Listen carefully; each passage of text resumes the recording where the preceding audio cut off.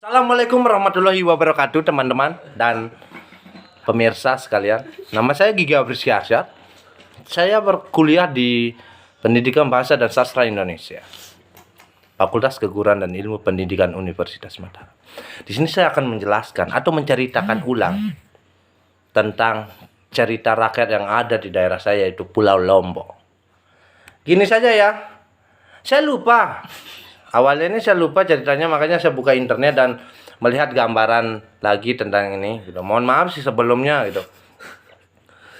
Alkisah, pada zaman dahulu terdapat sebuah kerajaan yang dipimpin oleh seorang raja yang adil dan bijaksana.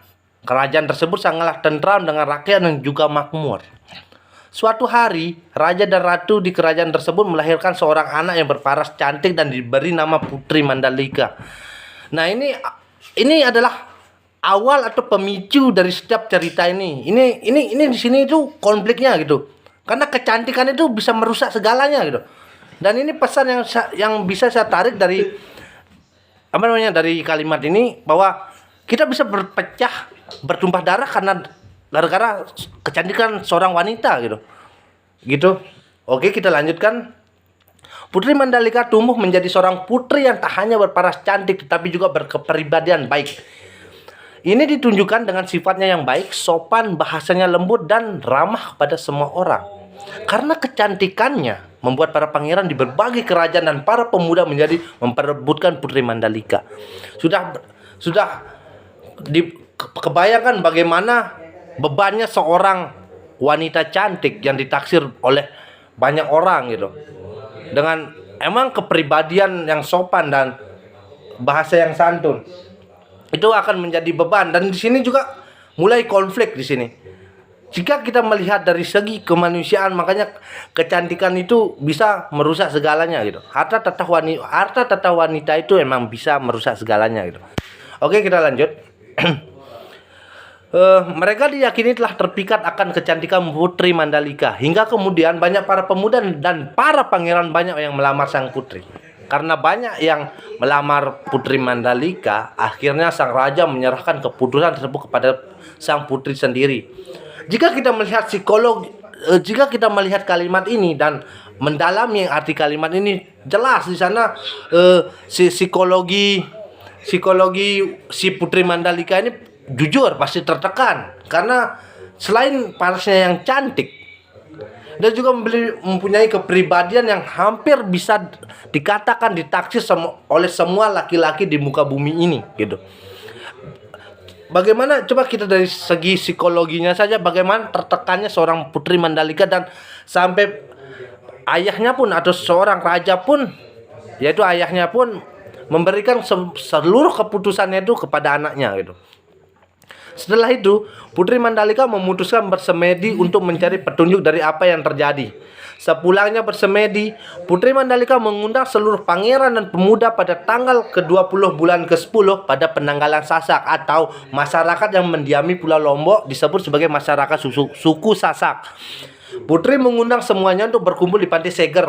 Pantai Seger ini terletak di Lombok Tengah, yaitu atau lebih dikenal dengan sebutan Pantai Kuta, pada waktu pagi buta sebelum azan subuh berkumandang. Pada tanggal dan tempat yang telah diputus oleh Putri Mandalika, berkumpullah seluruh pangeran, pemuda, dan bahkan rakyat kerajaan tersebut. Mereka terlihat memadati Pantai Seger. Seketika matahari mulai terbit, Putri Mandalika beserta raja, ratu, dan para pengawalnya datang menemui seluruh undangan. Pada waktu itu Putri Mandalika terlihat sangat cantik, dibalut dengan busana indah yang terbuat dari sutra. Putri Mandalika beserta pengawalnya naik ke atas Bukit Seger, dan mengucapkan beberapa patah kata yang ditunjukkan oleh seluruh tamu undangan. Isi ungkapan Putri Mandalika kurang lebih berisi bahwa Putri Mandalika hanya ingin melihat ketentraman dan kedamaian di Pulau Lombok tanpa adanya sedikit pun perpecahan di dalamnya. Ingat, tanpa adanya sedikit pun perpecahan di dalamnya. Di sini konfliknya sudah mulai memanas, teman-teman. Karena inilah bentuk dari psikologi seorang Putri Mandalika ini sudah hancur gitu. Karena dari kecantikannya itu bisa membuat orang pertumpahan darah gitu. Dan dia tidak mau seperti itu terjadi karena memiliki sifat yang baik dan perilaku kepribadian yang sopan gitu. Sang putri menyadari jika ia menerima satu atau sebagai lamaran akan terjadi perpecahan atau perselisihan di antara mereka yang tidak ia terima. Nah, ini sudah menunjukkan arti keputusasaan, teman-teman. Keputusasaan dari seorang putri Mandalika yang tidak ingin perpecahan itu terjadi ketika salah satu pangeran itu ia terima untuk dia menerima pinangannya gitu. Oke.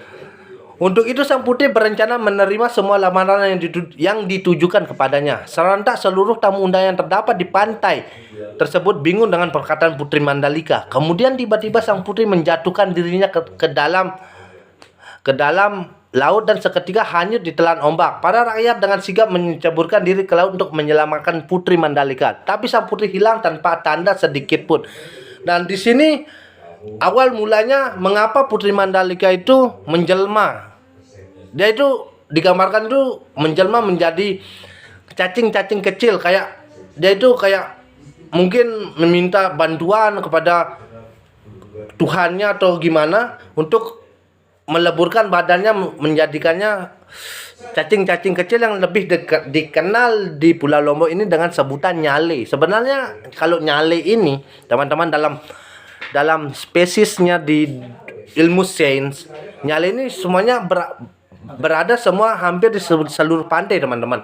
Tapi karena kepercayaan Pulau Lombok, akhirnya nyale ini seperti diagung-agungkan gitu di sini itu. Padahal nyale ini masuk dalam spesies makhluk laut gitu yang biasa aja gitu sebenarnya sih, teman-teman, yang biasa aja. Tapi karena cerita rakyat dari telinga ke telinga itu yang membuat ulet atau cacing ini sangat istimewa, teman-teman. Cacing nyale, dan rasanya tuh cacing nyale itu seperti pasir pantai. Nggak enak banget sih sebenarnya kalau nggak diolah dengan hidangan yang lebih enak gitu. Terima kasih, sekian dari saya. Assalamualaikum warahmatullahi wabarakatuh.